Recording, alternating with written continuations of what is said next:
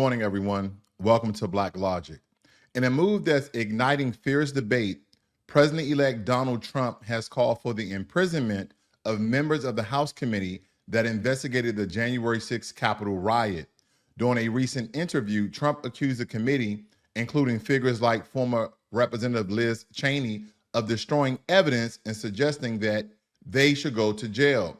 This unprecedented demand raised critical questions about the separation of powers and the potential use of executive authority to target political adversaries. Former committee member Adam Kinzinger responded, stating he's not afraid of Trump's threats, emphasizing that the executive branch cannot legally act against the legislative branch. Next, turning into a development and chilling story, the NYPD continues its intensive search for the gunman who fatally shot UnitedHealthcare CEO Brian Thompson in Midtown Manhattan. Newly released images show the masked suspect in a taxi, reportedly directing the driver to a bus station, suggesting he may have fled the city via a Port Authority bus.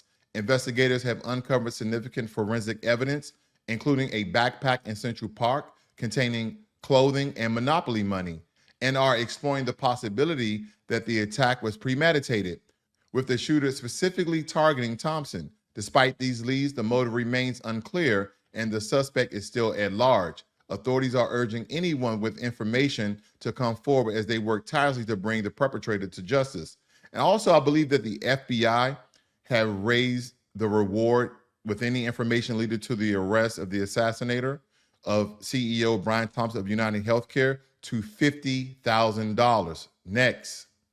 On the economic front, all eyes are on the Federal Reserve as markets anticipate another interest rate cut this month.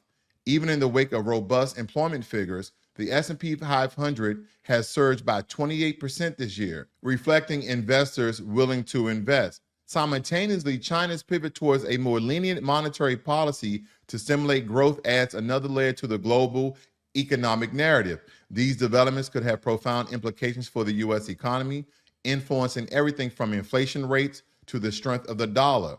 As the Fed prepares for its upcoming meeting, the decisions made will be critical in steering the nation's economic trajectory.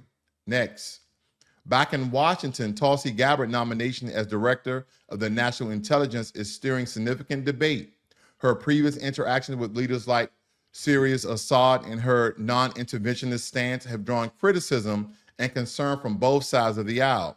Despite this, Gabbard is actively engaging with senators to secure confirmation, emphasizing her military service in alignment with President Trump's foreign policy vision. Her potential confirmation could signal a substantial shift in the U.S. intelligence community approach to global threats and alliances. Next, in cultural news, Merriam-Webster has declared polarization as the 2024 word of the year, encapsulating the deepening division within American society. The choice reflects the growing ideological charms, particularly highlighted during the recent presidential election. The term underscores the challenges of finding common ground in an increasingly fragmented political landscape, prompting reflection of the state of national unity and discourse. Next, in a move that's sending shockwaves through Washington, President-elect Donald Trump is assembling a cabinet that's anything but conventional. He's tapping individuals with deep military backgrounds and, in some cases, controversial past. Take, for instance, his pick for FBI Director Kash Patel, who set on overhauling the agency, aiming directly at what he perceives as internal corruption. Then there's Pete Hegseth, nominated for Secretary of Defense, a figure mirrored in past allegations, yet poised to lead the Pentagon. And let's not overlook Tulsi Gabbard, the former congresswoman and military veteran nominated as the Director of National Intelligence, a choice that's raising bipartisan eyebrows due to her past engagement with foreign leaders like Syria's Bashar al-Assad.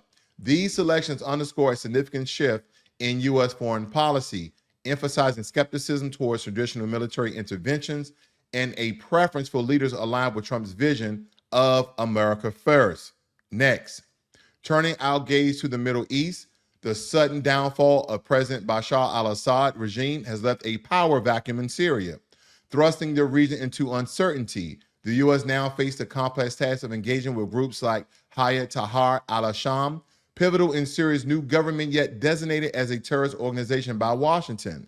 These development presents both an opportunity to diminish Iranian influence and a challenge in preventing extremist factions from gaining control. The Biden administration had previously stepped back from the Syria affairs, but the current landscape demands immediate and strategic involvement to foster stability and safeguard U.S. interests in the region.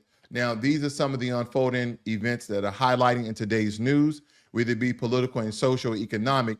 You can get it right here at Blacklogic.